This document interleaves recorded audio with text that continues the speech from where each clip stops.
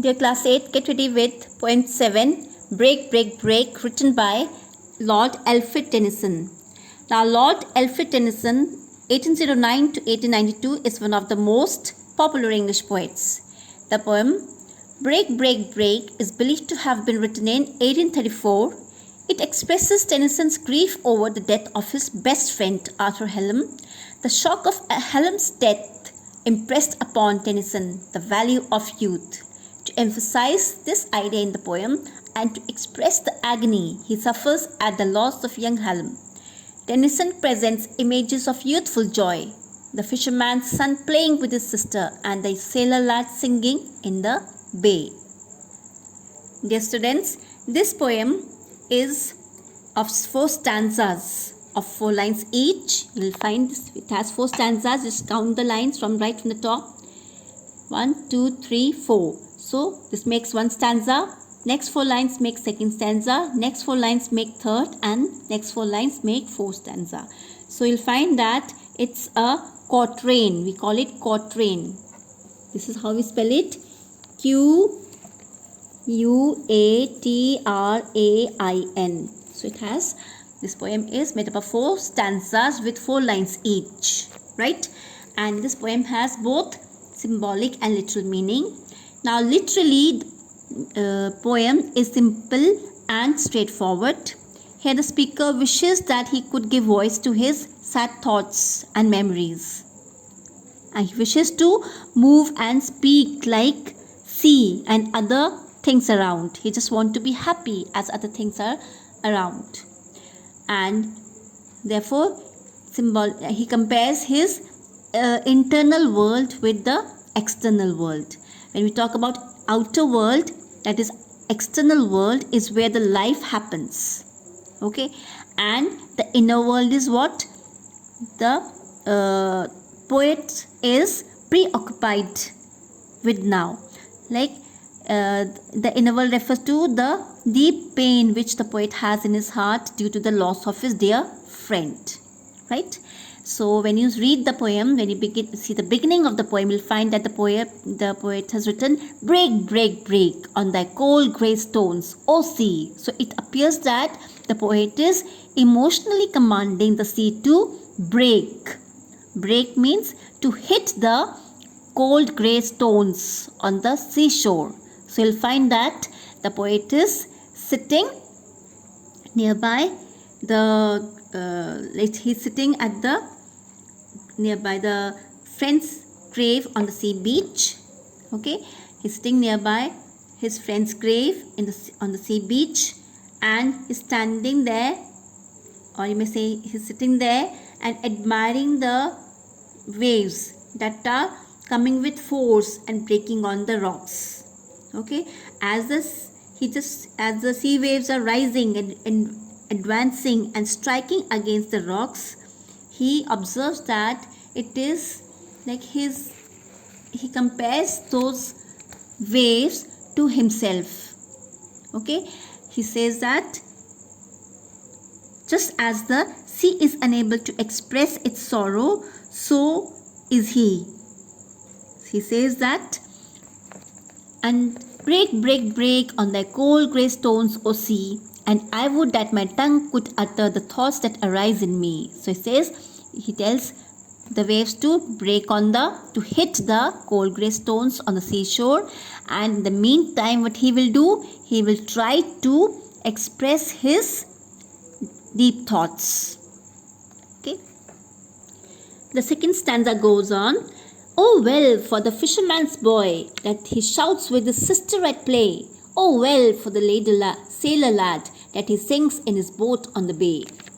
So you'll find that the poet implies over here that there may be sadness in the life, okay, but the community of children is such that they cannot be stopped by celebrating themselves, by rejoicing. They cannot be stopped from rejoicing.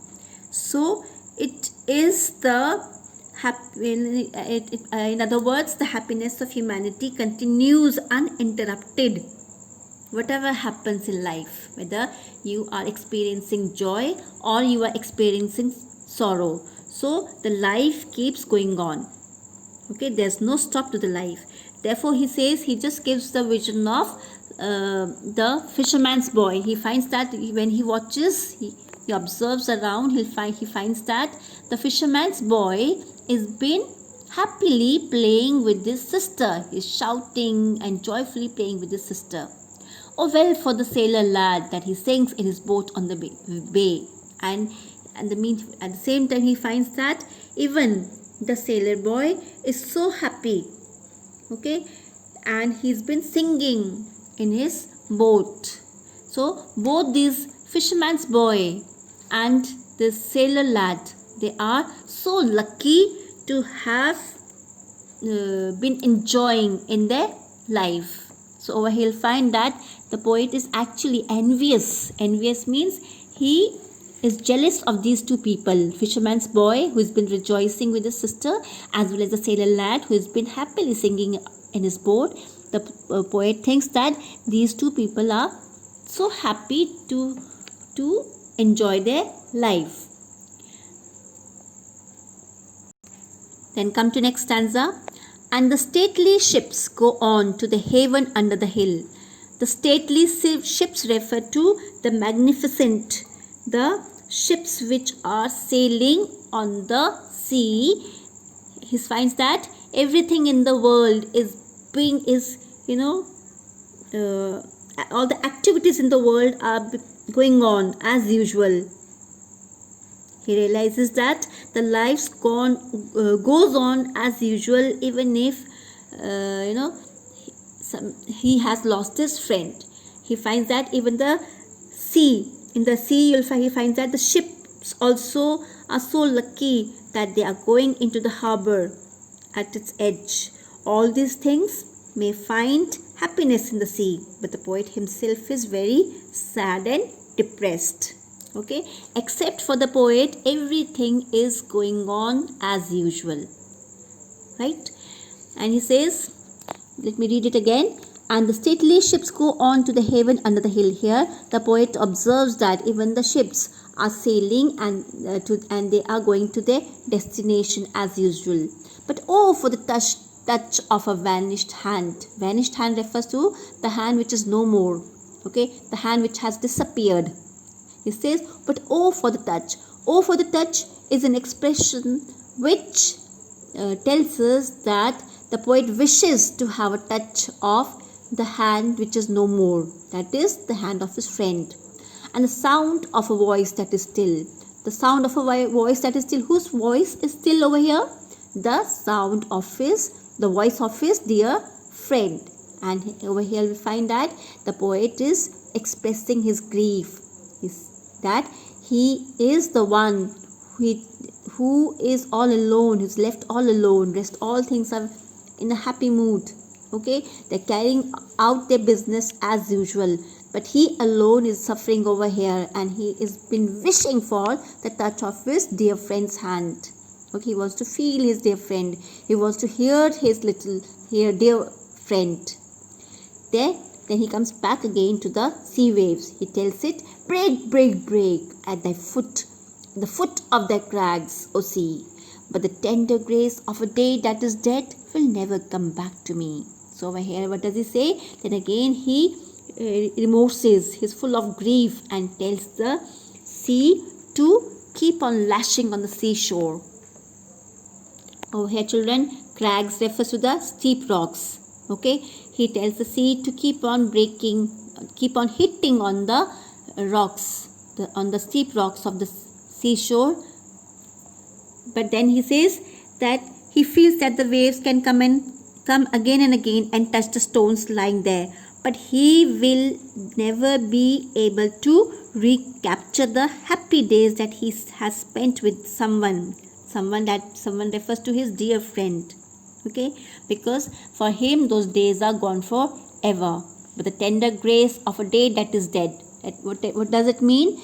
It refers to the beauty of those days spent with his friend is no more now.